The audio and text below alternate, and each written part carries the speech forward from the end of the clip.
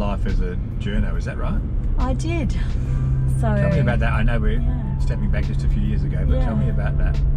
So as a little kid, you know, I grew up in the outback of Western Australia, and the highlight of my life was often the newspaper that came in or the magazines that came in. So I always just absolutely loved anything to do with the newspaper and the radio, and when I was a kid we didn't have TV for a long time. So yeah, just always was drawn to that as a career, and thought it was unlikely that I'd make it in because it was really competitive, and there wasn't this thing where we had social media where anyone could be a journo or a writer as they can these days. It was really competitive in the early 90s when I started.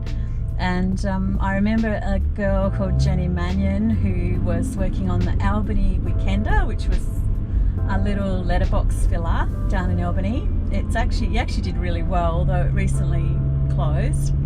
And she said to me, Kate, I've got to take some leave. Would you like to fill in for a couple of weeks? And I went down there and started there for about 3 weeks and absolutely loved it. And in that time, I also was successful in getting a cadetship with the West Australian newspapers, which is and they sent me to the Kalgoorlie Miner. So right.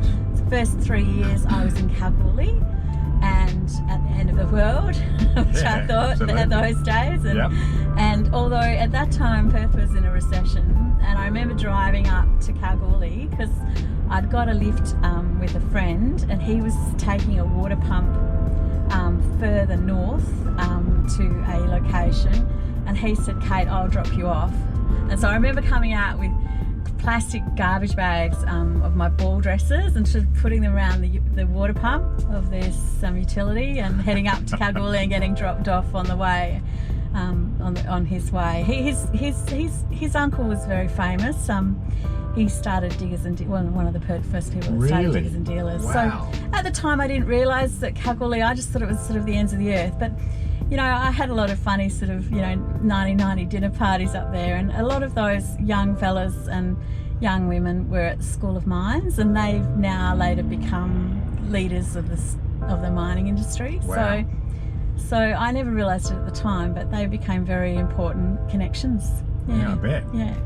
So what happened next? Where did you go from Kalgoorlie? Kalgoorlie Miner, I went to the Kimberley Echo in Kununurra. Yep.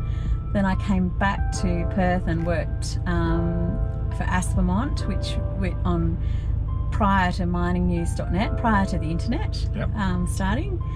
And then I went to London, wrote about hedge funds and finance for a company called Incisive Media, which was just next to Piccadilly Circus. Yeah, beautiful. And so started understanding a bit more about how the global economies worked, how global investors behaved, and where does Western Australia sit in the big pool of international finance, which was really great. And then I had loads of kids and moved to Hong Kong and worked on a paper there or a magazine called Asian Investor for the Haymarket Group, which was based in London.